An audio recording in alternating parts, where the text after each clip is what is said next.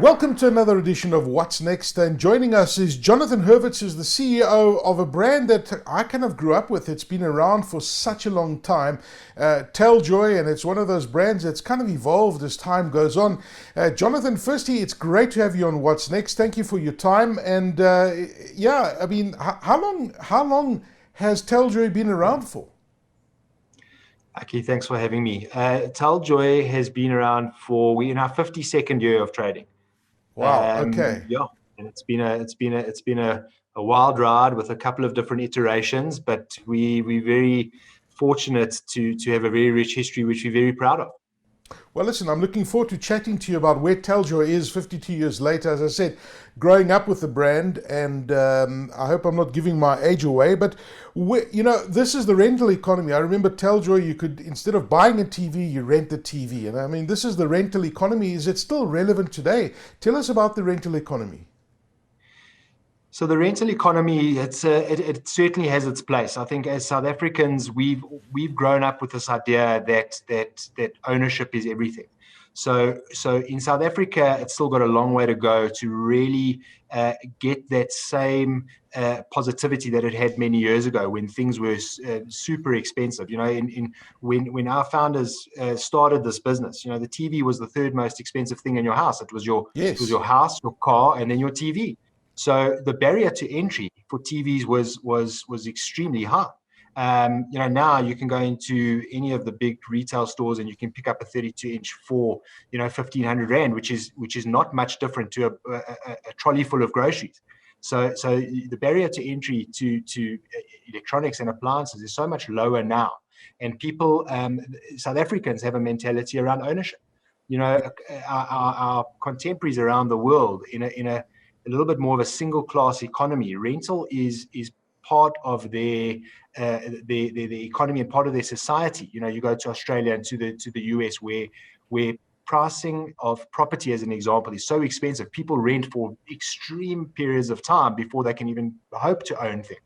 And I think it's a little bit different here. We've got a different our sort of class disparity is very much an ownership culture. It's quite a prestigious thing if you can own it, but it's changing. It really is changing. We're seeing a lot of people who it's starting to make sense. And I think people also have to be very careful that ownership doesn't necessarily mean walking into a retail store and buying it on your credit card, because to some degree you actually don't really own it until you've paid off That's your right. cost of credit, as an example.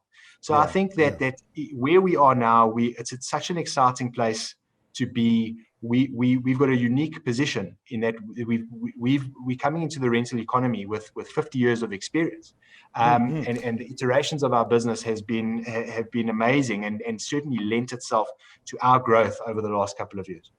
And I guess as well, I mean, it's interesting you say these things, and I'm just thinking about Uber, for example. People using Uber, they don't want to buy a car.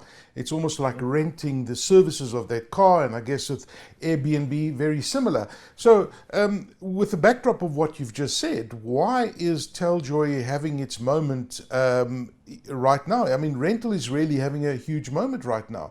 Have people's mindsets changed? Are millennials and Generation Z, for example, it's a different generation. Are they seeing things differently to what I would, for example? Absolutely. So they live a far more fluid a lifestyle. You know, people are paying for the privilege of not to own things, because the burden around ownership is sometimes too great. You know, with the continual obsolescence of electronics and appliances, you know, the likelihood of an appliance lasting 20 years like it did 20 years ago is Yes. it's few and far between, because you've got so much choice and there's so much technology that keeps changing. People don't want to be stuck behind the curve with regards to that the technology, and as a consequence, more than happy to pay a slight premium for the benefit of that flexibility. And I mean, there's flexibility as well as the maintenance side of it, that should something happen, we've got you covered. So I think it's definitely, there's a flexibility element, there's a cost containment element. You know, you effectively, you've hedged all your cost in the rental value. So I think that it is. I mean, from over this period, we've seen a huge spark from the Gen Z sort of demographic. I mean, they Yes. are definitely seeing this differently than what other people did, especially from trading on an e-commerce platform. You've seen a huge amount of lift in most categories, in particular the baby boomers, as an example. Funny enough, Yeah. they and I think it was spurred on by the sort of the lack of contact that an e-commerce platform can give you. But people are seeing rental differently. Rental's got a bad rap because it used to have this connotation around, I can't afford something, so I'm going to go have to rent it. Right. But it's Right. not the case anymore. It's a rent to own. All the equity that you build up over the years is yours. You don't lose that. If you want to change, then you can. So you've got this idea of trying to marry ownership of the last generation and the flexibility of our current model, and it just works. And I think people are starting to see that. So very different gearing. It sounds like it. I mean, at the moment, when you look at South Africa, the economy is not looking great at the moment. We still got the pandemic around us. How does this impact your business? What is the state of the rental market in South Africa at the moment? So it's got a lot more interest than it had a year ago. I can assure you. People are looking for alternative models. People are looking for that flexibility. Before lockdown, and we saw it. If I offered you a sort of a lower tier brand, you would have maybe said, no, I'd rather take a higher end brand. But when we were in level 5 lockdown, you probably would have taken any TV you can get your hands on, providing it had Netflix and all of Yeah. the various applications. So people are looking at this a lot more differently. So brand affinities changed a little bit. People are looking for bigger, better, and in particular, people have been at home a lot more than they have been in years gone by. And they're starting to Yes. realize that their infrastructure at home is not what they thought it was. And they would rather watch TV on a 65-inch, or they would rather have, not an 8 kg washing machine, but a 10 kg washing machine. And the upgrades are coming through thick and fast because people want to make sure that with the inability to travel and go other places, that your house and home is as comfortable as possible, and you get all of those the luxuries that you would sometimes pay a premium for if you were to go away, as an example. Yeah. I mean, Jonathan, when I think of Teljoy, I think of televisions, right? You mentioned washing machines just a second ago. Are household goods and appliances a new thing? So we've been running with sort of our white goods division for a while now, almost over 15 years. We had all of the core tenets of sort of owning the home from a TV perspective. Why not bring in the alternatives? We've got all of our white goods now, and it's by far one of the biggest growing categories in our business, and furniture as well.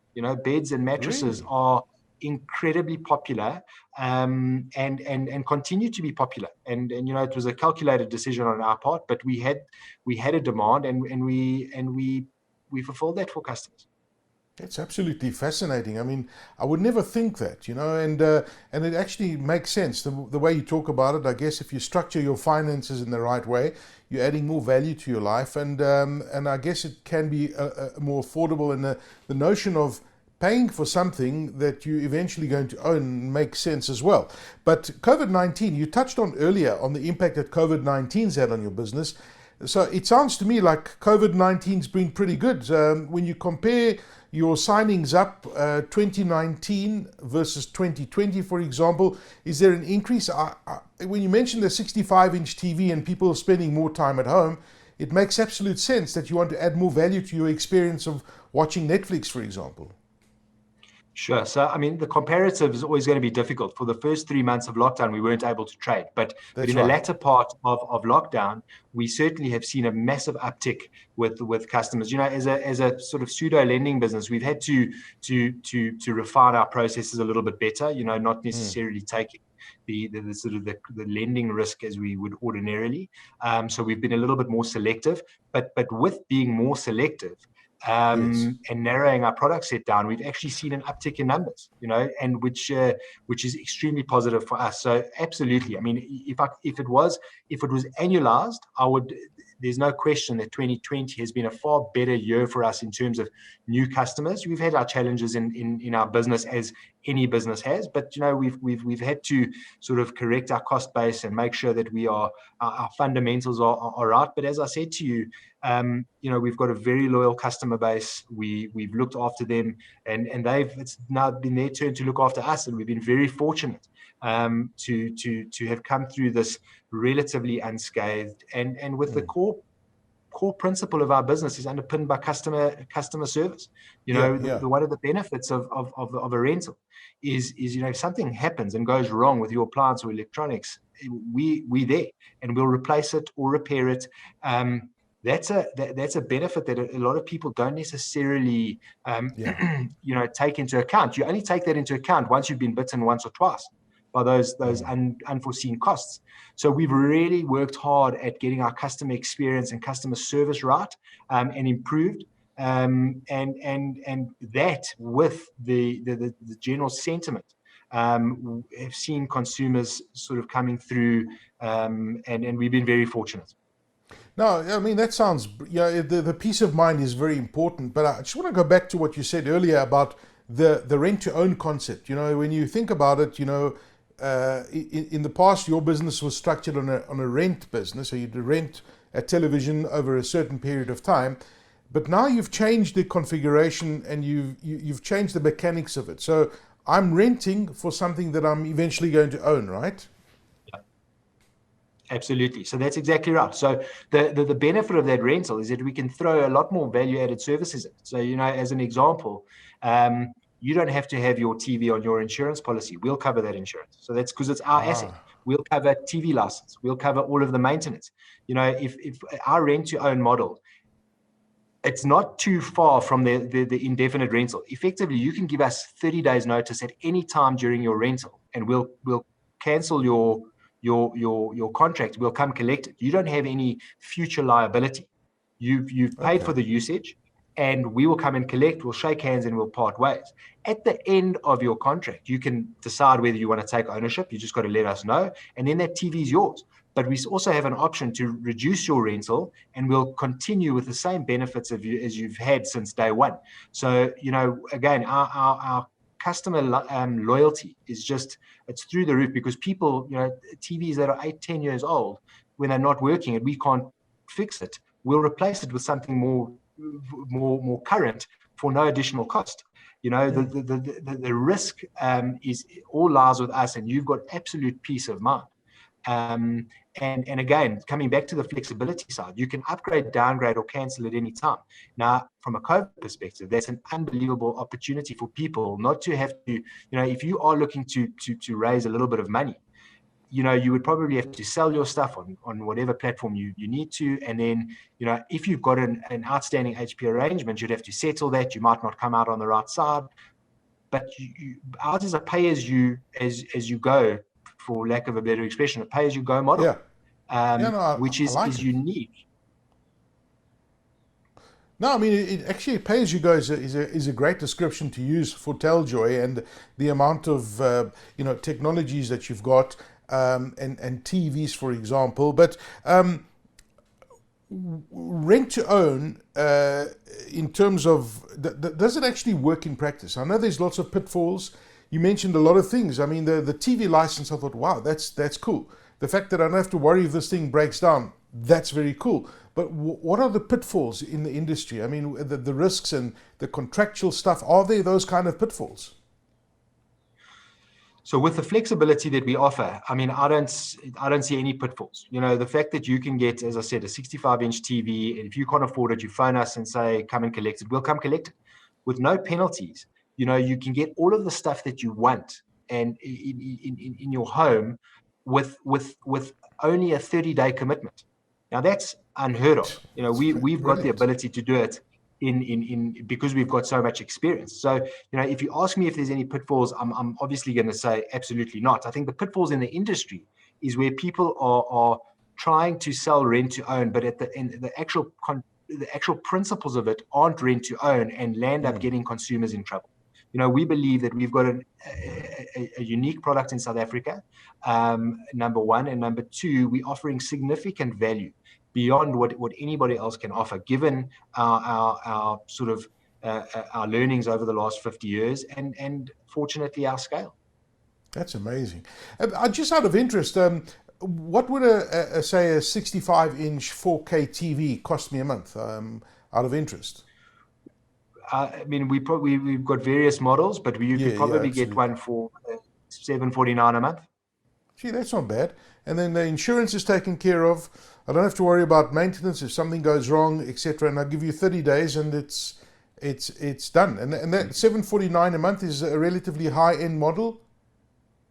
Absolutely. I mean, we'll do, we've got various models. We go all the way from top tier all the way through to, sort of second tier. But each of them have their various, I mean, like with any of these devices, some of them have the sort of the nuances that make them a little bit Yes. better. And if you're prepared to want to pay additional for brand, then so be it. We'll cater to that.